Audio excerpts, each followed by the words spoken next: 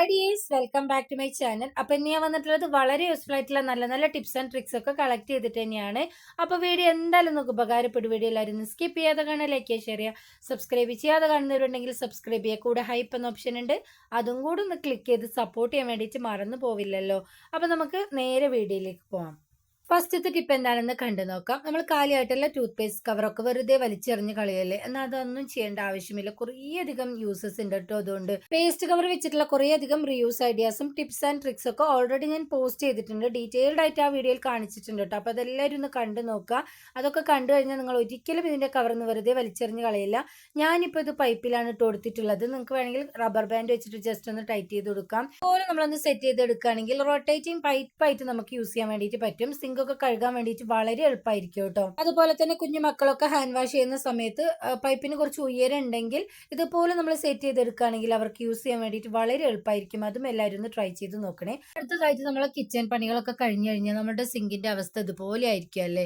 എന്നാൽ വളരെ എളുപ്പത്തിൽ യാതൊരു കെമിക്കൽസും ഇല്ലാതെ ക്ലീൻ ചെയ്തെടുക്കാൻ പറ്റുന്ന നല്ല അടിപൊളി ടിപ്പാണ് ഞാൻ ഇവിടെ കാണിക്കുന്നത്. അതിന് വേണ്ടിയിട്ട് ഞാനിവിടെ വിനീഗറിലേക്ക് കുറച്ച് ചായപ്പൊടി ഇട്ട് നന്നായിട്ടൊന്ന് മിക്സ് ആക്കി എടുത്തതിന് ശേഷം ഇതുപോലെ സിങ്കിലേക്ക് ഒന്ന് ഒഴിച്ച് 5 മിനിറ്റ് വെച്ചെടുത്ത് സ്റ്റീൽ സ്ക്രബ്ബറോ അതുപോലെ തന്നെ ബ്രഷോ ഒന്നും തന്നെ ഉപയോഗിക്കുക. കൈ വെച്ചിട്ട് ഇതുപോലെ ഒന്ന് ജസ്റ്റ് ഉരച്ചെടുക്കുക മാത്രമാണ് ചെയ്തിട്ടുണ്ടായിരുന്നത്.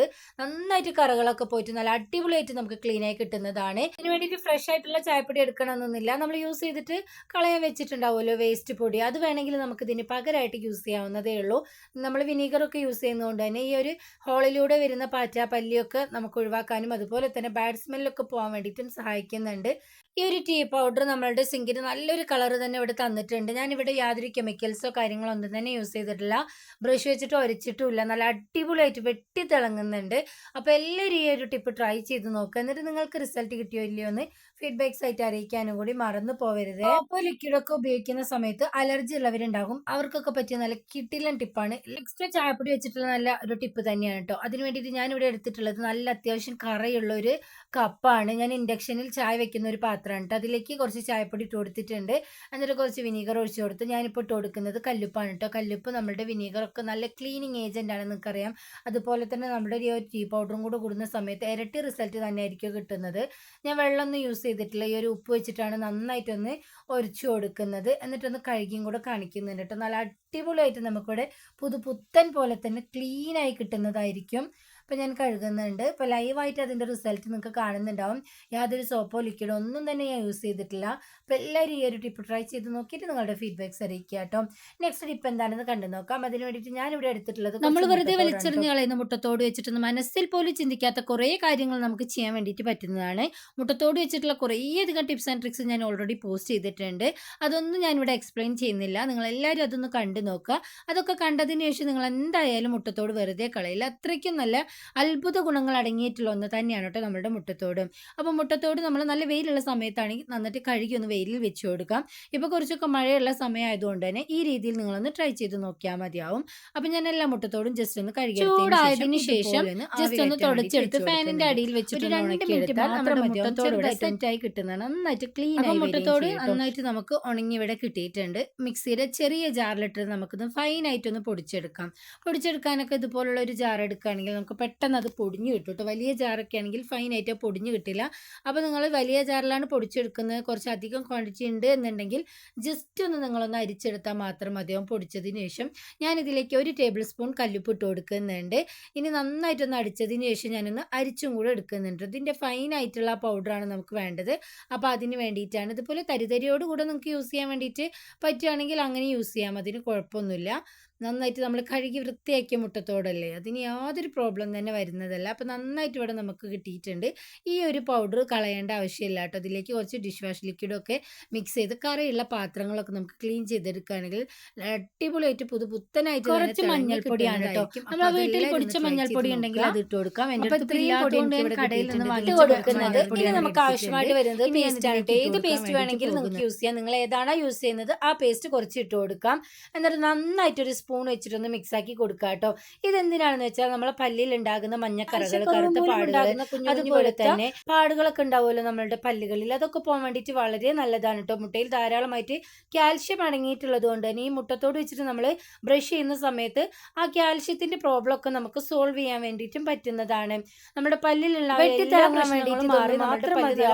ഇതുപോലെ ഒന്ന് ഉണ്ടാക്കിയിട്ട് പതിവായിട്ട് നമ്മൾ പല്ല് തേച്ച് വരികയാണെങ്കിൽ പല്ലിലുള്ള എല്ലാ പ്രശ്നങ്ങളും അതുപോലെ തന്നെ പല്ല് വേദനയും ഒക്കെ നമുക്ക് മാറ്റാൻ വേണ്ടിയിട്ട് പറ്റുന്നതായിരിക്കും. എല്ലാവരും ഈ നാച്ചുറൽ ആയിട്ടുള്ള ഒരു റെമഡി ട്രൈ ചെയ്ത് നോക്കണം. എന്നിട്ട് നിങ്ങളുടെ വാല്യുബിൾ ആയിട്ടുള്ള കമന്റ്സ് അറിയിക്കാൻ വേണ്ടിയിട്ട് മറന്നു പോവരുത്. നെക്സ്റ്റ് ടിപ്പ് എന്താണെന്ന് കണ്ടു നോക്കാം. ഈ സീസണിൽ എല്ലാവരും ബുദ്ധിമുട്ടുന്ന ഒരു വലിയ പ്രശ്നം തന്നെയാണ് ഈച്ച, കൊതുക് എന്നിവ അല്ലേ. എന്നാൽ കിച്ചണിൽ നമ്മൾ കൂടുതലായിട്ട് കാണുന്നത് കൊച്ചീച്ചകളായിരിക്കും. നമ്മൾ കഴിക്കുന്ന ഭക്ഷണത്തിലും എല്ലാ സ്ഥലത്തും അവകൾ വന്നിരിക്കും. എവിടുന്നാ വരുന്നത് എന്ന് പോലും അറിയില്ല. എന്നാൽ വളരെ എളുപ്പത്തിൽ നമ്മളെ വീട്ടിലുള്ള ഇൻഗ്രീഡിയൻസ് വെച്ച് തന്നെ ഇവകളെ നമുക്ക് തുരത്തി ഒടിക്കാൻ വേണ്ടിയിട്ട് പറ്റുന്നതാണ്. മാത്രമല്ല നമ്മുടെ ഭക്ഷണ സാധനത്തിൽ വരിക മാത്രമല്ല, മാരകമായിട്ടുള്ള കുറെ രോഗങ്ങളും ഇവ പരത്താൻ വേണ്ടിയിട്ട് കാരണമാകുന്നുണ്ട്. എന്നാൽ ഈച്ചയെയും കൊച്ചീച്ചയെയും കൊതുകിനെയൊക്കെ തുരത്താനുള്ള നല്ലൊരു കിട്ടിലെ നാച്ചുറൽ റെമഡി നമുക്ക് കണ്ടു നോക്കാം. അതിന് വേണ്ടിയിട്ട് ഞാനിവിടെ എടുത്തിട്ടുള്ളത് കുറച്ച് നല്ലെണ്ണയാണ് കേട്ടോ. നിങ്ങൾക്ക് വേണമെങ്കിൽ ഇതിന്റെ പകരമായിട്ട് വേപ്പെണ്ണയോ അല്ലെങ്കിൽ കടുകെണ്ണയോ എടുക്കാവുന്നതാണ്. എൻ്റെ അടുത്ത് ഇപ്പം ഇല്ലാത്തതുകൊണ്ട് ഞാൻ നല്ലെണ്ണ എടുത്തു എന്ന് മാത്രം. നമുക്ക് ആവശ്യമായിട്ടുള്ള എണ്ണ ഒഴിച്ചു കൊടുത്തതിന് ശേഷം ഞാൻ ഇതിലേക്ക് ഇട്ട് കൊടുക്കാൻ വേണ്ടിയിട്ട് പോകുന്നത് 1 ടേബിൾ സ്പൂൺ ഗ്രാമ്പു പൊടിച്ച പൗഡറാണ് കേട്ടോ. ഏകദേശം ഇത്രയും ഞാൻ ഇട്ട് കൊടുത്തിട്ട് നന്നായിട്ടൊന്ന് മിക്സ് ആക്കി കൊടുക്കുന്നുണ്ട്. നിങ്ങൾ എത്രയാണോ എണ്ണ എടുക്കുന്നത് അതിന്റെ അളവിനനുസരിച്ച് ഇതിന്റെ അളവിനൊക്കെ വ്യത്യാസം വരുന്നതായിരിക്കും. ഞാൻ എടുത്ത എണ്ണയ്ക്ക് ഒരു ഗ്രാമ്പൂവിന്റെ പൗഡർ കറക്റ്റ് ആയിരുന്നു കേട്ടോ. അപ്പൊ നന്നായിട്ട് ഇതൊന്ന് മിക്സ് ആക്കി എടുക്കുന്നുണ്ട്. ഇനി നമുക്ക് ആവശ്യമായിട്ട് വരുന്നത് പപ്പായയുടെ തളിരലയാണ് കേട്ടോ ഞാൻ എടുത്തിട്ടുള്ളത്. നിങ്ങളുടെ അടുത്ത് മൂത്ത ഇലയാണെങ്കിൽ അത് എടുക്കാവുന്നതാണ്. ഞാനിപ്പോൾ തളിരിലയാണ് പിച്ചെടുത്തിട്ടുണ്ടായിരുന്നത്. ഇനി ഞാൻ കുറച്ച് കണലും കൂടെ ഇതുപോലെ ഒന്ന് ചിരട്ട കത്തിച്ച് ഉണ്ടാക്കി എടുത്തിട്ടുണ്ട്. നമ്മൾ യൂസ് ചെയ്യാത്തൊരു പാത്രത്തിലേക്ക് ഇതുപോലെ കണല് കോരി ഇട്ട് കൊടുക്കാം. നമ്മൾ ഉപയോഗിക്കുന്ന പാത്രം ഇതിന് വേണ്ടിയിട്ട് എടുക്കരുത്, നല്ല ചൂടുണ്ടാവും. അപ്പം ഞാനൊരു തവി വെച്ചിട്ട് ഇതുപോലെ ഒന്ന് എടുത്ത് പാത്രത്തിലേക്ക് ഇട്ട് കൊടുക്കുന്നുണ്ട്. സന്ധ്യാസമയത്തായിരിക്കും കൂടുതലായിട്ട് കൊതുകിൻ്റെ ശല്യം ഉണ്ടാവുന്നത്.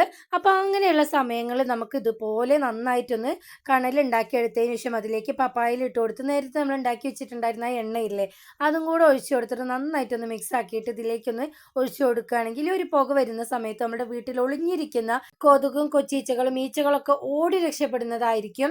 അപ്പോൾ എല്ലാവരും ഈ നാച്ചുറൽ ആയിട്ടുള്ള ഒരു റെമഡി ട്രൈ ചെയ്ത് നോക്കി. ഈച്ച ശല്യം മൂലം പൊറുതിമുട്ടിയവർക്കുള്ള നല്ലൊരു നാച്ചുറൽ റെമഡി തന്നെയാണ്. യാതൊരുവിധ കെമിക്കൽസും ഇല്ലാതെ നമ്മുടെ വീട്ടിൽ തന്നെ ഇത് ഉണ്ടാക്കിയെടുത്തിട്ട് പ്രാണികളൊക്കെ തുരത്തി ഓടിക്കാൻ വേണ്ടിയിട്ട് പറ്റുന്നതായിരിക്കും. അപ്പൊ ട്രൈ ചെയ്ത് നോക്കിയിട്ട് നിങ്ങൾക്ക് റിസൾട്ട് കിട്ടിയോ ഇല്ലെന്ന് ഫീഡ്ബാക്സ് ആയിട്ട് അറിയിക്കാൻ വേണ്ടിയിട്ട് മറന്നു പോരുത്. നിങ്ങൾ എണ്ണ മിക്സ് ചെയ്യുന്ന സമയത്ത് 2 ഗ്രാമ്പു പൊടിച്ചതും കൂടെ മിക്സ് ചെയ്തതിന് ശേഷം നിങ്ങൾ ഇതിലേക്ക് ഒഴിച്ചു കൊടുക്കുകയാണെങ്കിൽ ഒന്നുകൂടെ നല്ല റിസൾട്ട് കിട്ടുന്നതായിരിക്കും. അത് ഞാൻ ഇടാൻ വേണ്ടിയിട്ട് മറന്നു പോയതായിരുന്നു. ഇതുപോലെ പുകച്ചെടുക്കുന്ന സമയത്ത് നമ്മുടെ ബെഡ്റൂമിലും ഹാളിലും കിച്ചണിലും ഒക്കെ ജസ്റ്റ് ഒന്ന് പുകച്ചെടുത്താൽ മാത്രം മതിയാവും കേട്ടോ.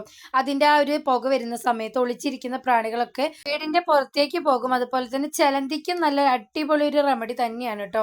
ഇതിന്റെ ആ പുക കുറയുന്ന സമയത്ത് നമ്മൾ നേരത്തെ ഉണ്ടാക്കി വെച്ചിട്ടുണ്ടായിരുന്ന എണ്ണ കുറച്ചായിട്ട് ഒഴിച്ചു കൊടുക്കാം.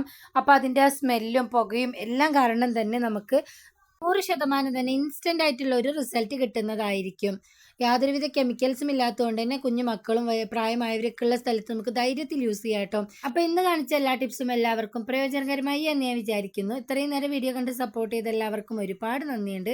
പുതിയ നല്ലൊരു വീഡിയോ ആയിട്ട് ഇനി നിങ്ങളുടെ മുന്നിലേക്ക് വരുന്നത് വരെ എല്ലാവർക്കും ബൈ.